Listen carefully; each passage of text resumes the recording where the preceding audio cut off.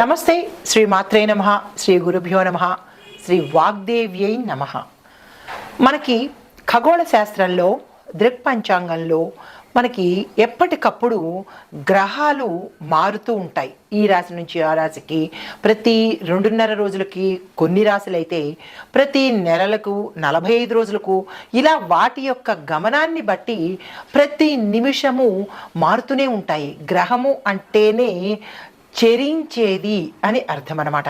అయితే ఇప్పుడు మనకి చాలా అరుదుగా సంభవించే చంద్రమంగళ యోగము గురించి ప్రస్తావించబోతున్నాము. అయితే ఈ గ్రహాల యొక్క పరిభ్రమణము, గమనము మనకి ఖగోళ శాస్త్రంలో ప్రతి సమయంలోనూ ఫ్రీక్వెంట్గా జరుగుతూ ఉంటాయి. అయితే ఈ ఒక రాశి నుంచి మరొక రాశికి ప్రతి గ్రహం మారే సమయంలో కొన్ని గ్రహాల కలయిక, ఒక్కొక్కసారి 2 గ్రహాలు కలుస్తుంటాయి, ఒక్కొక్కసారి 4, 5, 6 ఇట్లాగా వాటి యొక్క పరిభ్రమణం జరుగుతున్న సమయంలో మనకి రేపు ఫిబ్రవరి మధ్యలో అంటే 25 ఆ తారీఖులో మొత్తం 7 గ్రహాలు కలిసి ఒకే కక్షలో ఉండబోతున్నాయన్నమాట. అంటే ఇట్లాంటి వింతలు మన ఖగోళంలో ప్రతి నిమిషము జరుగుతూ ఉంటాయి. కొన్ని సంవత్సరాలకి అరుదుగా జరుగుతూ ఉంటాయన్నమాట. అలా అరుదుగా జరిగినదే ఈ చంద్రమంగళ యోగం అన్నమాట. అయితే ఈ చంద్రమంగళ యోగం వల్ల, ఈ రాశులు మారడం వల్ల ఆ రాశి యొక్క గుర్తులకి రకరకాల ఫలితాలు వస్తుంటాయి. ఆ గుర్తుల్ని మనం అనుసంధానం చేసుకుంటూ ఏ రాశిలో ఏ గ్రహాలు ఎట్లాగా పరిభ్రమణం చేస్తున్నాయి, అవి ఏ సమయంలో చేస్తున్నాయి, వాటి యొక్క ఫలితాలు ఎలా ఉండబోతున్నాయి అనే అంశంలో మనకి ఫిబ్రవరి 26వ తారీఖు మాస శివరాత్రికి ఇలా ఒక రాశి నుంచి మరొక రాశికి మారుతూ ఉండడం వల్ల అద్భుతమైన ప్రయోజనాలు ప్రతి ఒక్క రాశి వారికి కలగబోతున్నాయి. అయితే ఈ క్రమంలో ఫిబ్రవరి 26వ తారీఖు 2025 మహాశివరాత్రి సందర్భంగా మకర రాశిలో కుజుడు చంద్రుడితో కలయిక అవ్వడం వల్ల చంద్రమంగళ యోగం అనేది సంభవించబోతోంది. అయితే మనకి ప్రతి ఏడాదిలోనూ ఫాల్గుణ మాసంలో కృష్ణపక్షం చతుర్దశి రోజున మనకి మహాశివరాత్రి వస్తుందన్నమాట. అయితే ఈ సంవత్సరంలో ఫిబ్రవరి 26వ తారీఖు ఏర్పడబోతోంది.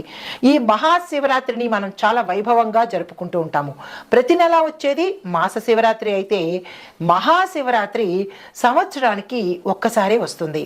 అయితే ఈ క్రమంలో శనిదేవుడు తన సొంత రాశి అయిన కుంభరాశి నుంచి శనిదేవుడు, శుక్రుడు, సూర్యుడు అరుదుగా కలయిక జరగబోతోంది.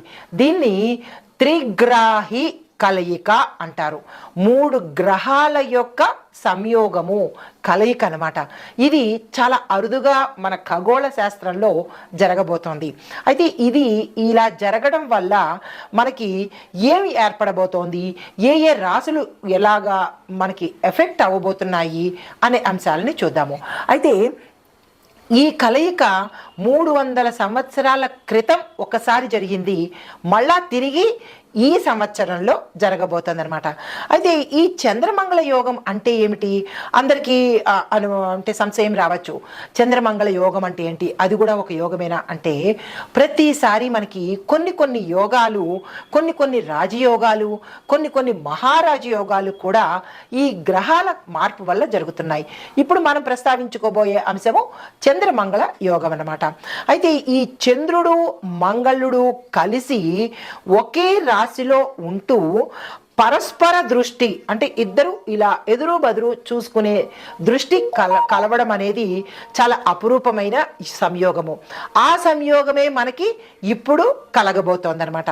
అయితే దీనివల్ల మనకి ఏమిటి జరుగుతోంది, ఈ 2 గ్రహాలు ఎదురెదురుగా చక్కగా చూసుకోవడం వల్ల విశేషమైన ధనప్రాప్తి, దానితో పాటు ఆత్మవిశ్వాసము, సాహసము, తర్వాత శరీరంలో బలము, అంటే ఆరోగ్యపరంగాను ఇలాగా అన్ని విశేషమైన ఫలితాలు మనకి ఈ 2 గ్రహాలు ఇవ్వబోతున్నాయి. అయితే ఇది గోచార రీత్యా, దృక్పంచాంగం రీత్యా, ఖగోళ శాస్త్ర రీత్యా జరగబోయే ఫలితాలు మేషాది ద్వాదశ రాశుల వారికి. ఇదేంటి అయితే వ్యక్తిగతంగా మరి మాకు ఎలా తెలుస్తుంది అనేటట్టుగా చూసినట్టయితే కనుక ఈ వ్యక్తిగత సమగ్రమైన జాతక పరిశీలన చేయించుకుంటే ఈ 2 గ్రహాలు అంటే ప్రతి జాతక చక్రంలోనూ మనకి 12 భావాలు ఉంటాయి. 12 భావాలు అంటే లగ్నం నుంచి 12 స్థానాలు అన్నమాట. స్థానాలనే మనం భావాలు అంటాము. ఈ స్థానాలలో ఈ ఇద్దరి కలయిక ఏ స్థానంలో కలగబోతోంది. మొదటి స్థానం మనము లగ్నం అని చెప్పుకుంటాం. తను భావము అంటే తన యొక్క భావము, రెండో భావము, మూడో భావము, ఇలా ఒక్కొక్క భావానికి ఒక్కొక్కళ్ళు. 4వ భావమేమో మాతృభావము, 3వ భావము భ్రాతృ అంటే అన్నదమ్ములు కానీ అక్క చెల్లెళ్ళు కానీ, ఇలాగా 7వ భాగము కళత్రము అంటే భార్య కానీ భర్త కానీ, ఇలా లాభాలు కర్మ ఇలాగ ప్రతి ఒక్కటి అంశాలుగా ఉండబోతున్నాయి. అయితే ఈ వీరిద్దరి కలయిక మీ యొక్క జాతకంలో ఎక్కడ కలుస్తోంది, ఎలాంటి ఫలితాలు వస్తున్నాయి అనేది మీరు వ్యక్తిగతంగా తెలుసుకున్నట్టయితే కనుక మీకు తెలిసిపోతుంది. అయితే ఇప్పుడు ఈ చంద్రమంగళ యోగం వల్ల మేషాది ద్వాదశ రాశుల వారికి సమగ్రంగా ఎలా ఉండబోతోంది అంటే ఫిబ్రవరి 26 నుంచి ఈ జాతకాలు ఎలా ఉండబోతున్నాయి అనే అంశంలో ముందుగా చంద్రమంగళుడు కలిసి ఉండడం వల్ల మనకి స్పష్టమైన ఆలోచనలు, ధైర్యము, బలము, ఆరోగ్యము, తరువాత ఇట్లాంటి ఆత్మవిశ్వాసము, ఆకస్మిక ధనప్రాప్తి, యోచనా శక్తి, ధారణ శక్తి, ఇట్లా ఒకటేంటి అన్ని శుభ ఫలితాలను వీరిద్దరూ ఇవ్వబోతున్నారు. తదుపరి రాశి మిథున రాశి. ఈ మిథున రాశి వారికి చంద్రమంగళ యోగం ఎలా ఉండబోతోంది అంటే కనుక ముందుగా ఉద్యోగస్తులకి చూస్తే కొత్త బాధ్యతలను తీసుకుంటారు. అవి మీకు చాలా అధికంగా అనిపించవచ్చు. ఇన్నాళ్ళు సులువుగా చేశారు, ఇప్పుడు కొత్త బాధ్యతలు కొత్తగా ఉంటాయి, భారంగా కూడా అనిపిస్తాయి. అయినప్పటికీ టెన్షన్ పడకండి. కానీ మీ ప్రతిభకు మాత్రం గుర్తింపు తప్పనిసరిగా వస్తుంది. ఉద్యోగస్తులకు మార్పులు అంటే స్థానచలనాలు కొంతమందికి అవుతాయి. కంపెనీలు మారే అవకాశము కనబడుతోంది. ప్రమోషన్స్ వచ్చే అవకాశం కూడా గోచరిస్తోంది. అధికారులతో మీరు సత్సంబంధాలు పెట్టుకోవాలి. మీ ఆఫీసర్స్ ఎవరైనా ఏదైనా పని అప్పు చెప్పినప్పుడు నో అని కానీ నేను చేయలేనని కానీ ఇలాంటి సాకులు చెప్పకుండా యాక్సెప్ట్ చేసినట్టయితే కనుక ఈ యాక్సెప్టెన్స్ ఇప్పటి మీరు చేసిన ఒప్పుకున్నది ఫ్యూచర్లో మీకు మంచి లాభం వచ్చేటట్టు, అది మీకు తెలియని అంటే ఏం చెప్పచ్చు ఒక మంచి విజయం కూడా దక్కే అవకాశం ఉంది. But don't say no. తర్వాత మీకు చెప్పదగినది ఏంటంటే సూచన పరిహారము, ప్రతిరోజు గణపతి మంత్రం తప్పనిసరిగా చదవండి లేదా వినండి. ఇదే మీకు చెప్పదగిన ప్రత్యేకమైన పరిహారము. అయితే వ్యాపారస్తులకు చూసుకున్నట్టయితే మీ యొక్క వ్యాపార లావాదేవీలు విశేషంగా మెరుగుపడతాయి. ఇంతవరకు కనుక డల్గా ఏదో సోసోగా మీ వ్యాపారాలు నడుస్తూ ఉంటే కనుక ఈ మంగళ యోగంలో విశేషమైన లాభాలు మీరు పొందుతారు. ఆకస్మిక లాభాలు పొందడంతో పాటు కొన్ని ఖర్చులు కూడా ఎక్కువ అవుతాయి. జాగ్రత్తలు తీసుకోండి. ఎక్కడ ఖర్చు పెట్టాలి, ఎక్కడ పెట్టద్దు అనే అంశాన్ని మీరు పరిశీలన చేసుకోండి. కొత్త ప్రాజెక్టులు ఏదైనా తీసుకోవాలన్నా, కొత్తగా వ్యాపారాలు మొదలు పెట్టాలన్నా, అనుబంధ సంస్థలు మొదలు పెట్టాలన్నా ఈ సమయం చక్కని సమయము. అస్సలు వేస్ట్ చేసుకోకండి. కమ్యూనికేషను, ట్రాన్స్పోర్ట్ రంగాల్లో ఉన్న వారికి విపరీతమైన లాభాలు కలుగుతాయి. ప్రమోషన్స్ వస్తాయి, ప్యాకేజీ పెరుగుతాయి. కాబట్టి మీరు ఈ ప్రయత్నాలు చేసుకోండి. మీకు చెప్పదగిన పరిహారం కానీ సూచన కానీ శుక్రవారం నాడు అమ్మవారికి అంటే లక్ష్మీ అమ్మవారికి పూజ చేసుకోవడంతో పాటుగా అమ్మవారికి తెల్లని పువ్వులు కానీ తెల్లని వస్త్రాన్ని కానీ సమర్పించినట్టయితే మరిన్ని విశేషమైన ఫలితాలు పొందే అవకాశం కనబడుతోంది. ఎందుకు అంటే చంద్రుడికి లక్ష్మీ అమ్మవారు సోదరి కాబట్టి మనం ఎంతగా చంద్రుడికి, మంగళుడికి, లక్ష్మీ అమ్మవారికి ఎంత మనం ప్రసన్నం చేసుకుంటే అంత మంచి ఫలితాలు వస్తాయి. కాబట్టి నేను ఇదే పరిహారం చెప్తున్నాను. ఎందుకంటే చంద్రుడు, మంగళుడు మరి సంతోషపడాలి కదా, అందుకని అమ్మవారిని తప్పనిసరిగా పూజ చేసుకోండి. తరువాత విద్యార్థులకు చూస్తున్నట్టయితే మీరు శ్రద్ధ పెట్టకపోతే కనుక పాస్ అయ్యే పరిస్థితి లేదు. లేదంటే ప్రమోషన్స్ అంటే ప్రమోషన్స్ అంటే మీరు విదేశాలు వెళ్ళడానికి కానీ మీరు ఏ పనిలో అనుకుంటారో ఆ పనిలో మీకు గ్రోత్ అనేది ఆగిపోయే పరిస్థితి కనబడుతోంది. చదువులో వెనకబడిపోతారు. మరికొంతమంది అయితే కనుక పూర్తిగా చదువు మానేసే పరిస్థితి గోచరిస్తోంది. జాగ్రత్తలు తీసుకోండి. పోటీ పరీక్షలకి ఎవరైనా వెళ్ళాలి చేయాలి అని అనుకున్న వాళ్ళకి this is the right time. మీరు వెంటనే అప్లికేషన్ పెట్టుకుని ఇమ్మీడియట్గా దానికి తగ్గ ప్లాన్ ఆఫ్ యాక్షన్ వేసుకోవడము, వెంటనే ప్రొసీడ్ అవ్వడం అనమాట. ఈ పనులు మీరు తప్పనిసరిగా చేసుకోండి. అయితే హైయర్ ఎడ్యుకేషన్ కోసం కానీ లేదా అక్కడ ఎడ్యుకేషన్ కోసం వెళ్ళి అక్కడ జాబ్లో సెటిల్ అవ్వాలి అని అనుకున్న వాళ్ళకి ఇలాంటివేవో గోల్స్ ఉంటాయి కదా, అలా ఉన్న వాళ్ళకి ఇది మంచి సమయం అన్నమాట. ఇది కనుక మిస్ చేసుకున్నట్టయితే మీకు మళ్ళీ ఇలాంటి అవకాశము వచ్చే అవకాశం లేదు. కాబట్టి స్టూడెంట్స్ మాత్రం తప్పనిసరిగా ఈ ప్రయత్నాలు చేసుకోండి. మీకు చెప్పదగిన ప్రత్యేకమైన పరిహారం, ప్రతి బుధవారము మీరు తప్పనిసరిగా గణపతికి వెళ్ళండి, గణపతి ఆలయానికి వెళ్ళండి. ఎందుకంటే చదువులకు అధిపతి ఆయన సరస్వతి అమ్మవారు. కాబట్టి గణపతి ఆలయానికి వెళ్ళడము, అక్కడ 5 ప్రదక్షిణాలు చేసుకోవడము, స్వామివారికి ఇష్టమైన చిన్ని బెల్లం ముక్క, మీ యథాశక్తి చిన్ని బెల్లం ముక్క నైవేద్యం పెట్టండి. వీలైన వాళ్ళు గరికమాలను సమర్పించండి. మీ యొక్క కష్టాన్ని, మీ యొక్క కోరికని, మీ విల్ అండ్ విష్ను కూడా స్వామివారికి చెప్పండి, తప్పనిసరిగా తీర్చేస్తాడు. అయితే వ్యవసాయదారులకు చూసినట్టయితే మీ యొక్క వ్యవసాయ రంగంలో చిన్న చిన్న ఇబ్బందులు గతంలో ఉంటే కనుక అవి తగ్గిపోతాయి. దానితో పాటుగా ధాన్యానికి సంబంధించినటువంటి పంటలు మీరు తప్పనిసరిగా వెయ్యాలి. ఈ రాశిలో ఉండేవారికి, కొంతమంది మిగతా రాశుల్లో ఉండేవారికి వారి వారి రాశి అధిపతిని బట్టి కొన్ని పంటలు ఉంటాయి. మీకు చెప్పదగిన ఈ రాశిలో ఉండేవారికి చెప్పదగినది ఏంటంటే ధాన్యానికి సంబంధించినటువంటి పంటలు వేయండి. దానితో పాటుగా పండ్లకు సంబంధించినటువంటి తోటలు వేసినా కానీ విశేషమైన లాభాలు వస్తాయి. ఎందువల్ల అంటే మనకి వచ్చేది సమ్మర్ కాబట్టి ప్రతి ఒక్కళ్ళు పళ్ళని తింటారు, అంటే ఫ్రూట్స్ ఎక్కువగా కన్జ్యూమ్ అవుతాయి. కాబట్టి ఆ పంట మీద కనుక మీరు శ్రద్ధ పెట్టినట్టయితే మంచి లాభాలు తెచ్చుకుంటారు. దీనితో పాటు కొంతమందికి ఖర్చులు పెరిగే అవకాశం కనబడుతోంది. ఆ ఖర్చులను తప్పనిసరిగా మీరు నియంత్రించాలి. మీకు చెప్పదగినది ఏంటంటే శనివారం నాడు నల్ల ఎండుకాయలను దానం చేయండి. ఇది ప్రతి శనివారము మీ యొక్క దినచర్య పెట్టేసుకోండి. శనివారం వచ్చింది అంటే కనుక ఈ నల్ల ఎండుకాయలను మీరు తప్పనిసరిగా దానం ఇచ్చేయవలసిందే. ఇలా చేసినట్టయితే కనుక మీ వ్యవసాయంలో మీకుండే నష్టాలు కష్టాలు తొలగిపోయే అవకాశం ఉంది. తర్వాత ఐటీ రంగంలో వారికి చూసినట్టయితే కనుక మీ ప్రాజెక్ట్స్కి కంప్లీట్ చేయడానికి డెడ్లైను మీరే ఏర్పాటు చేసుకోండి. అలా చేసుకున్నట్టయితే కనుక మీరు ఒత్తిడికి దూరంగా ఉంటారు. ఉదాహరణకి మీ ప్రాజెక్ట్స్ కంప్లీట్ అవ్వడానికి 15 రోజుల సమయం ఉంది అని మీ యజమానులు ఇచ్చారనుకోండి, మీరేం చేస్తారు, 10 డేస్లోనే నేను కంప్లీట్ చేసుకోవాలని మీకు మీరు ఒక డెడ్లైన్ పెట్టుకోండి. ఆ మిగతా 5 రోజులు మీరు టెన్షన్ ఫ్రీ ఉండొచ్చు, హ్యాపీగా ఉండొచ్చు, ఒత్తిడిని దూరం చేసుకోవచ్చు. కాబట్టి అంటే ఈ రంగంలో ఉండే ప్రతి ఒక్కళ్ళు ప్రాజెక్ట్ తీసుకున్న వాళ్ళు మీకు మీరు డెడ్లైన్ని ఫిక్స్ చేసుకోండి.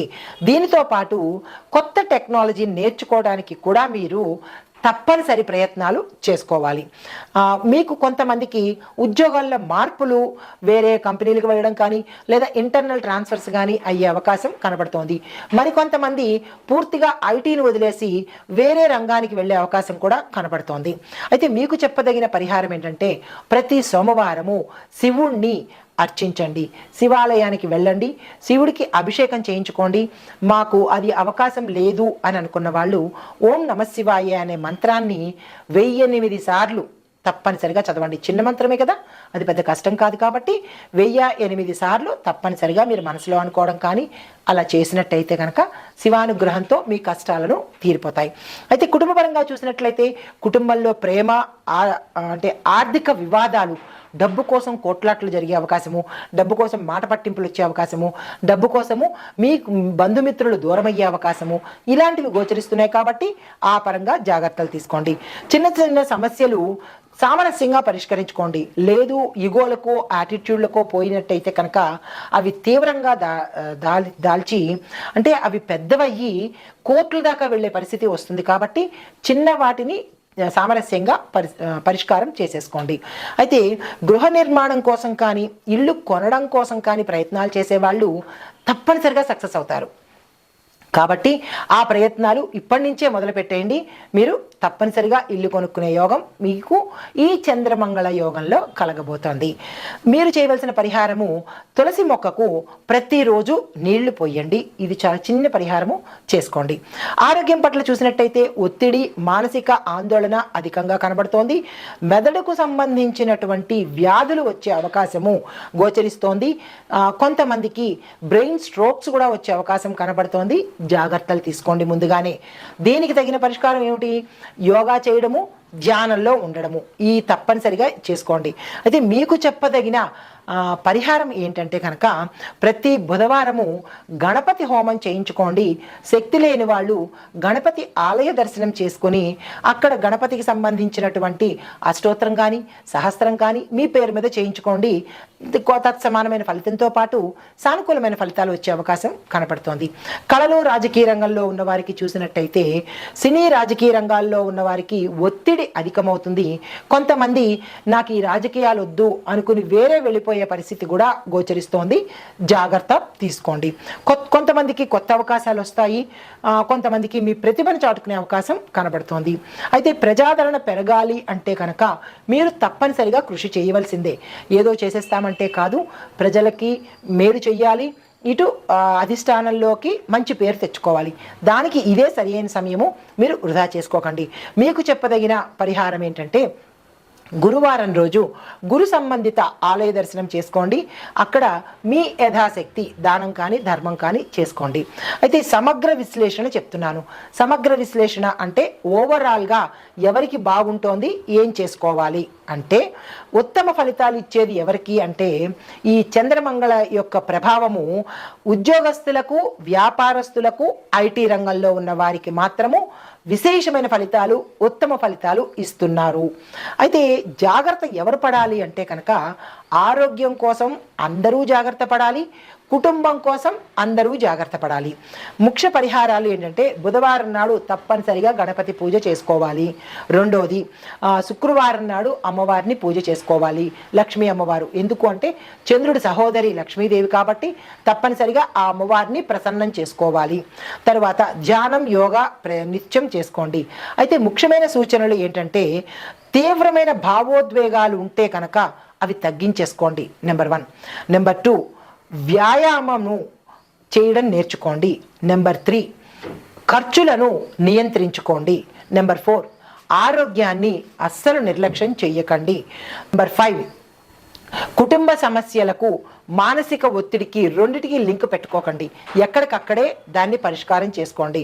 నెంబర్ 6, గణపతి హోమం చేయించుకోండి, నవగ్రహ శాంతి చేయించుకోండి. ఈ ముఖ్యమైన సూచనలు, పరిహారాలు చేయించుకున్నట్టయితే మీకు ఆ చంద్రమంగళ యోగం వల్ల యోగాలు సిద్ధిస్తాయి. ఇవి గోచార రీత్యా చెప్పదగిన పరిహారాలు, సూచనలు. నమస్తే.